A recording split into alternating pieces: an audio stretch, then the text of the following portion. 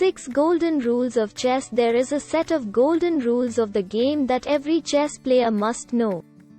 These rules have nothing to do with how the pieces move or where you should place your rook in the endgame.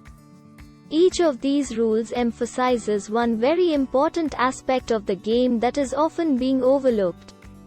By implementing these rules in your game, you will start looking at the game from a different angle and will start getting superior results. Let's begin. 1. If you are not attacking, you're defending. If you are not defending, you are checkmated. This is a very well-known rule. While many chess players think of it as common sense, all others totally ignore it. Indeed, it is important to play attacking chess, since the main objective of the game is to checkmate your opponent. It is much easier to achieve that goal if you have some sort of activity going on close to their king. The side that checkmates first wins, regardless of whether the other side has prepared a checkmate of their own a move later. That's only half of the story. The second, probably even more important part of the golden rule, states that if you are not attacking, you must be defending. Generally speaking, it is much more difficult to start an attack while you're under attack.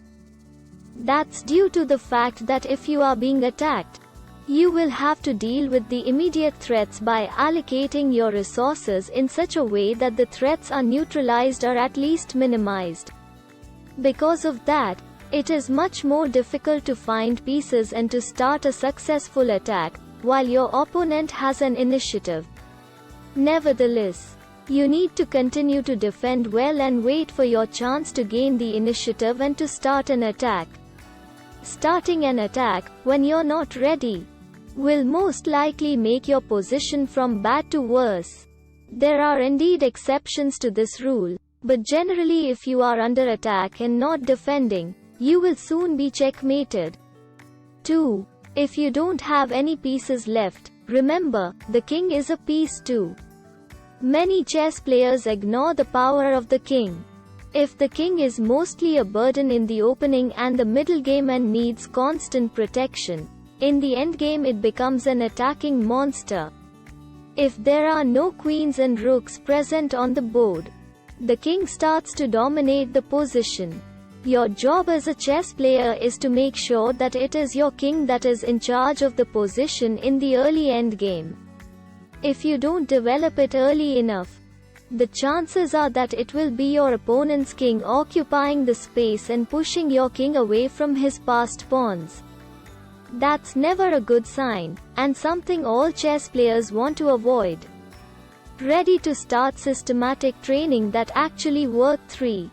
Don't feel sorry for your opponents. They won't feel sorry for you. Chess is a competitive sport. In order to win, we need to perform at your best and play the best moves you possibly can. How many times have we heard from chess players that they did not play that objectively strongest move because they felt sorry for the opponent and wanted to give them a fighting chance? After giving that fighting chance, a chess player relaxes and mentally thinks that he has already won the game once, so he can do it again. But that's where problems typically come. We tend to underestimate possibilities of our opponent's pieces, while overestimating our own in certain positions. Our position becomes worse with every move and all of a sudden we are playing a piece and couple of pawns down. Then we start kicking ourselves. Why didn't I play that move? It would have been over by now. We decided to be nice to our opponent, but it's not a good thing to do in the game of chess. Now if we lose, the lessons will be learned that, in chess, the objectively strongest move must be played regardless of our emotional state. 4. If you see a good combination, go for it. It is hard enough to find a good combination over the board. Surprisingly, many chess players, even after they find a winning combination, are afraid to play it. I particularly remember one chess player who found a game-winning tactics in one of his last round games that involved a rook sacrifice. After the game was finished in a draw, he was very upset that he did not go for that continuation because he wanted to play it safe, even though he calculated the winning line 3 times.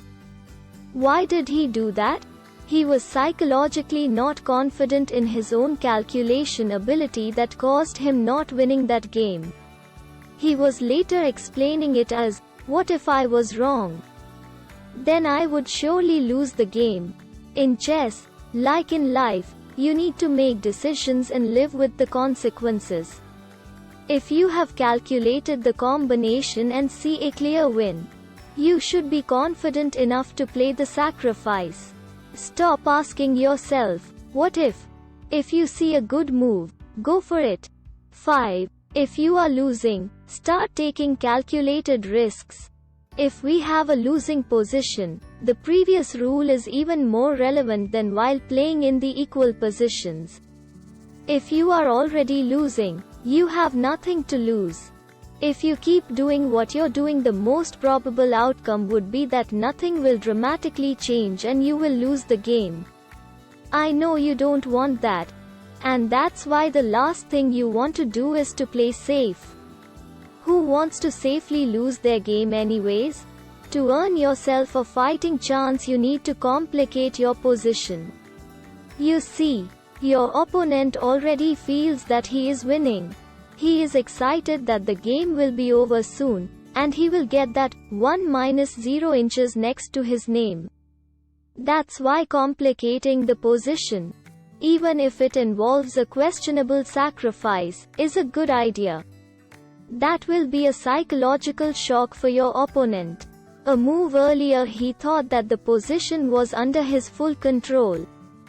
And now it looks very different. He may still win, but this way you will have far more chances to get that draw you always wanted.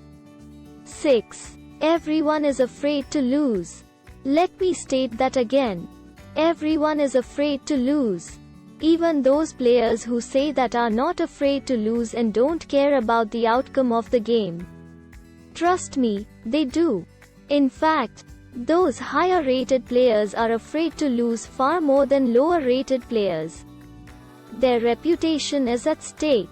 Chess usually means more for a 2200 rated player than for 1000 rated one.